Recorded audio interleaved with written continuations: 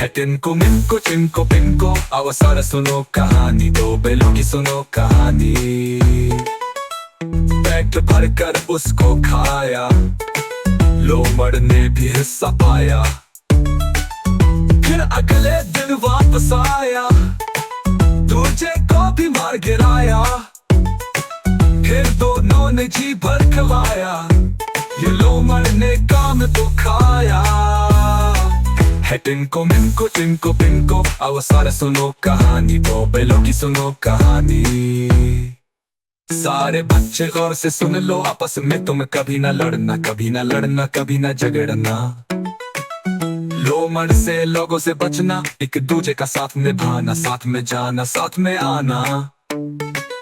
अगर कहानी अच्छी लगे तो याद से घंटी को दबाना, सब्सक्राइब भी करते जाना।